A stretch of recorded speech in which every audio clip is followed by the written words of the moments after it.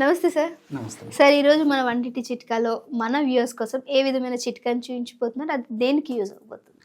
So ఇంచుమించు పులిపుర్ల సమస్య చాలా మందికి వస్తుందని నేను అవును చూస్తున్నాను. సార్, ఈ మధ్య కాలంలో ఎక్కువ అంటే ఎక్కడ పడితే నెక్ దగ్గర సో ఎక్కువ చూస్తూ ఉన్నాం. అవును అవునమ్మా, చాలా కామన్ అయిపోయిందమ్మా. ఈ పులిపిల్ల సమస్యతో బాధపడేటువంటి వాళ్ళు నిజంగా చాలా అవస్థపడుతుంటారు. అవును, అది చాలా అగ్లీగా కనిపిస్తూ ఉంటుంది కదా బయటికి. రకరకాల ప్రయత్నం చేస్తుంటారు కానీ కొన్నిటి వల్ల రిజల్ట్ కలుగుతుంటుంది, కొన్నిటి వల్ల ఆశించిన రిజల్ట్స్ కలగవు. కొంతమందిలో ఈ పులిపిర్లు చాలా సన్నగా ఉండేటువంటి పరిస్థితి ఏర్పడి జస్ట్ నువ్వు గింజలా ఉంటే, కొంతమందికి పెద్దగా ఉండేసేసి చాలా పెద్దగా ఉంటాయి, మా కుకుడు గింజ అంతా కూడా ఉండేటువంటి పరిస్థితి ఏర్పడుతుంది. వాళ్ళు చాలా బాధపడుతుంటారు. ఇది నిజంగా చెప్పాలంటే ఈ పులిపిర్లు లేదా వాట్స్ అనేది ఒక రకమైన వైరస్ క్రిమ్ వల్ల వస్తాయమ్మా. సో శరీరంలో వ్యాధి నిరోధక శక్తి తక్కువగా ఉన్నటువంటి వాళ్ళలో ఈ వైరస్ విజృంభణ ఉధృతి ఎక్కువై అలాంటి వాళ్ళలో చర్మ భాగంలో ఈ యొక్క వైరస్ ప్రభావం చేత ఈ పులిపిర్లు కలుగుతుంటాయమ్మా. ఈ పులిపిర్లు దాదాపు 95% వరకు కూడా జనరల్ గా ఎలాంటి ప్రాబ్లం ఉండదమ్మా. వెరీ వెరీ రేర్ గా కొంచెం ఇబ్బంది కలుగజేస్తాయి కానీ జనరల్ గా అయితే ప్రాబ్లం ఉండదు. తల నుంచి కాళ్ళ వరకు ఎక్కడైనా పులిపిర్లు రావచ్చు. పిల్లల నుంచి పెద్దల వరకు ఎవరికైనా రావచ్చు.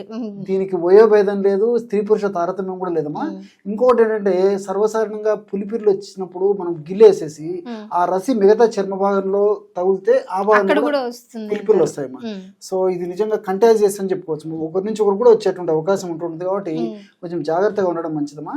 సో ఈ పులిపిర్ల సమస్యకి వెంటనే తగ్గేందుకు చాలా గన్ షాట్ రెమెడీ అంటే విత్ ఇన్ 1 or 2 కోటింగ్స్ లో పులిపిర్లు ఊడిపోయే రెమెడీ చెప్తానమ్మా. బట్ ఈ రెమెడీ గురించి మాత్రం అందరూ తెలుసుకోవాల్సింది ఏంటంటే, ముఖ్యంగా కంటి చుట్టూ పులిపిర్లు ఉంటే మాత్రం ఇప్పుడు మనం చెప్పుకోబోయేటువంటి ఔషధం వాడకూడదు. చాలా చాలా మందులు ఉన్నాయి, ముందు ముందు వీడియోస్ లో అవి కూడా చూపిస్తామా. సో కంటి చుట్టూ కంటికి దగ్గర ఉన్నటువంటి పులిపిర్లను మినహాయించి ఇంచుమించు మిగతా భాగంలో ఎక్కడ పులిపిర్లున్నా వాడుకోవచ్చు. అంతేకాకుండా పులిపిర్లు మరీ పెద్దగా ఉండి ఒకవేళ పులిపిర్లను మనం ఏదైనా మందులు వాడినప్పుడు అదేదైనా వ్రణం ఏర్పడేటువంటి పరిస్థితి ఏర్పడుతుంది అనేటువంటి డౌట్ వస్తే మాత్రం, ముఖ్యంగా షుగర్ వ్యాధిగ్రస్తులు అలాంటి వాళ్ళు మాత్రం వైద్య సలహా తీసుకోవాలమ్మా. సో మిగతా వాళ్ళందరూ కూడా ఇప్పుడు నేను చెప్పినటువంటి ఔషధం వాడుకోవచ్చుమా. దానికి పదార్థాలు కావాలి, చాలా ఆశ్చర్యపోతారమ్మా. సో నిమ్మకాయ తెలుసు కదమ్మా. సో సంవత్సరం అంతా కూడా ఇంచుమించు మన అందరి ఇళ్ళలో ఉంటుంది. అట్లే మార్కెట్ లో కూడా సంవత్సరం అంతా దొరుకుతుంది. మొత్తం వర్షాకాలము, శీతాకాలము, అదేవిధంగా వేసవికాలం ప్రతిరోజు దొరుకుతుందమ్మా. సో నిమ్మరసము, తర్వాత రెండవది వచ్చేసి సున్నం అంటే తింటారు సో ఈ తాంబూల సేవనలో మామూలు సున్నాన్ని ఉపయోగిస్తుంటారు కదమ్మా. మరి పూర్వకాలం అయితే పెద్దలకి చాలా మందికి తెలిసి ఉంటుందమ్మా, తాంబూలంలో ఈ సున్నాన్ని ఉపయోగిస్తుంటారు అనమాట. ఇందులో మంచి కాల్షియం ఉంటుంది, ఆరోగ్యానికి కూడా మంచిదనేటువంటి ఉద్దేశంతో మన పెద్దలు ఆహారం తీసుకున్న తర్వాత ఈ తాంబూల సేవనలో భాగంగా తాంబూలంలో సున్నం వేసుకుని సేవిస్తుంటారమ్మా. ఆ సున్నము పులిపిర్లు తగ్గించేందుకు చాలా అద్భుతంగా పైపుత మందుగా ఉపయోగపడుతుందమ్మా. సో కేవలం ఈ 2 పదార్థాలతోనే చాలా ఫాస్టెస్ట్ గా రిజల్ట్ వచ్చేటువంటి రెమెడీ తయారు చేసుకుని ఆ సమస్య నుంచి బయటపడవచ్చు.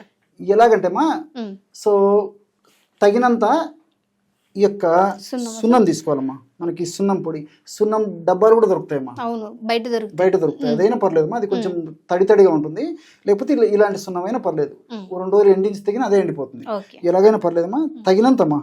సో పులిపిర్లు ఎక్కువగా ఉంటే ఎక్కువ సున్నం పొడి తీసుకోవాల్సి వస్తుంది, పులిపిర్లు తక్కువగా ఉంటే తక్కువ సున్నం పొడి తీసుకోవాల్సి వస్తుందమ్మా. సో మనకు అవసరాన్ని పట్టేసి ఈ యొక్క సున్నం పొడిని తీసుకోవాలమ్మా. సో ఇది కూడా ఏంటంటే ఎప్పటికప్పుడు ఔషధంగా తయారు చేసుకుని వాడుకుంటున్నారు రాసిన ప్రతిసారి ఫ్రెష్ గా చేసుకోవాలి అంతేమ్మా. సో ఈ విధంగా సున్నం పొడి తీసుకొని ఇందులో నిమ్మరసం, సో ఇంతకు ముందే మనం చూపించాం కదమ్మా నిమ్మకాయలు. సో నిమ్మకాయలు ఈ విధంగా తరిగేసి ఎప్పటికప్పుడు తీసి అంతేమ్మా. సో తగినంత కలిపేసేయాలమ్మా. సో మనకి ఎంత అవసరమైతే అంత కలుపుకోవాలమ్మా. సో మనం సున్నం పొడి తక్కువ తీసుకుంటే నిమ్మరసం కూడా కొద్దిగా వేసుకుంటే సరే, కొద్దిగా చాలమ్మా సరే. సో ఈ విధంగా మనకి ఎంత నిమ్మరసం అవసరమవుతుందో అంత ప్రమాణంలో ఇందులో కలిపేసేయాలి. ఇప్పుడు మనం ఏం చేసామమ్మా, సున్నం పొడి తగినంత తీసుకున్నాము, ఆ సున్నం పొడిలో నిమ్మరసం తగినంత కలిపాం, అంతే కదమ్మా. సో బ్రహ్మాండమైనటువంటి ఈ పులిపిర్లను తగ్గించేటువంటి, తక్షణమే పనిచేసేటువంటి దివ్యమైనటువంటి అద్భుతమైనటువంటి ఔషధం కేవలము 1 నిమిషం లోపే అద్భుతమైనటువంటి ఔషధం రెడీ అయిపోతుందమ్మా. ఈ విధంగా ఒక క్రీమ్ లాగా తయారైంది చూడమ్మా. ఈ విధంగా క్రీమ్ లాగా ఔషధం తయారైపోయింది. అంటే దీన్ని పెట్టుకుని ఎంతసేపు చెప్తానమ్మా. సో ఈ విధంగా తయారు చేసుకునేటువంటి ఔషధాన్నమ్మా. సో ఇలాంటి పుల్లమ్మా, సో ఏదైనా ఒక టూత్ స్టిక్ కానీ ఇలాంటిది ఏదైనా పర్లేదమ్మా, ఏదైనా ఇలాంటి పుల్ల తీసుకొని ఈ పులిపిరి ఏదైతే ఉందో ఆ పులిపిరి భాగంలో దీన్ని అప్లై. ఫర్ ఎగ్జాంపుల్ అమ్మా, ఈ పులిపిరి ఇక్కడ ఉందనుకోండి, ఆ పులిపిరి దగ్గర అలా అప్లై చేశారు. సో పులిపిరి ఎక్కడైతే మొదలవుతుందో ఆ భాగం నుంచి అప్లై చేసి ఆ పులిపిరిని అంతా అప్లై చేశారు. ఈ విధంగా అప్లై చేసిన తర్వాత ఒక 5 నిమిషాలు 10 నిమిషాలకంతా డ్రై అయిపోతుందమ్మా, ఆటోమేటిక్గానే ఊడిపోతుందమ్మా. మనం ఏం చేయాల్సి అంటే పులిపిరి ఊడిపోదు, ఆ సున్నము నిమ్మరసం కలిపినటువంటి పదార్థం ఊడిపోతుందమ్మా.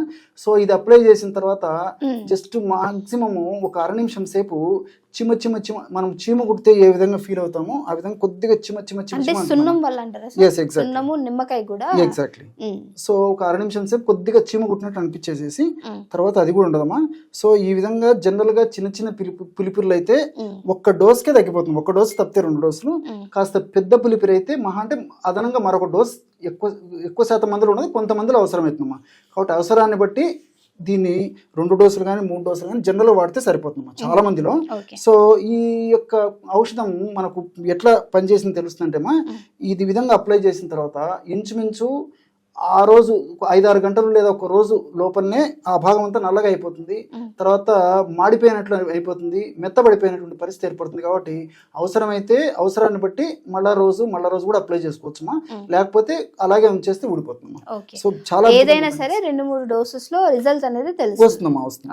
చాలా అద్భుతంగా పనిచేస్తుంది. నేను చెప్పినట్టు కళ్ళి చుట్టూ ఏదన్నా ఎక్కడైనా సరే పులిపిర్లు వాడకూడదమ్మా. మరి డయాబెటీస్ వాళ్ళకు పులిపిర్లు మరీ పెద్దగా ఉన్నప్పుడు కూడా ఒక్కొక్కసారి డాక్టర్ సలహా తీసుకోవాలమ్మా. ఇంకోటి ఏంటంటే ఇట్లా వాడినప్పుడు అతి కొద్ది మందిలో పులిపిరి ఊడిపోయిన తర్వాత ఆ భాగంలో ఎర్రగా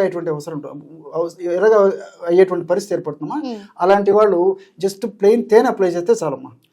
తేనె కానీ లేకపోతే కొబ్బరి నూనె కానీ 1-2 రోజులు అప్లై చేసేస్తే అది కూడా మాడిపోతుంది. ఓకే, సో చూసారు కదా మన పులిపిల్లకి సంబంధించినటువంటి ఒక ఔషధాన్ని. సో 2 ఐటమ్స్ తోటి చాలా చక్కగా చెప్పారు. సో మీకు కూడా ఏదైనా ఇలాంటి ఇష్యూ ఉంటే డెఫినెట్గా ట్రై చేయండి. చేసిన తర్వాత మీకు రిజల్ట్ ఎలా అనిపించింది, మరి 2-3 డోసెస్లో తగ్గిందా లేదంటే ఇంకేమైనా అదనంగా పట్టిందా అనేది కూడా మీరు మీ కామెంటింగ్ చేస్తే కనుక డెఫినెట్గా వేరే వాళ్ళకు కూడా యూజ్ అయ్యే అవకాశం ఉంటుంది. ఇంకేమైనా మీకు కావాలంటే కూడా అది మీరు కామెంట్ రూపంలో తెలియపరిచినట్లయితే సర్చ్ చేయడానికి ట్రై చేస్తారు, మేము కూడా మీకు చూపించడానికి ట్రై చేస్తాం. సో అప్పటి వరకు చూస్తూనే ఉండండి అవర్ ఛానల్.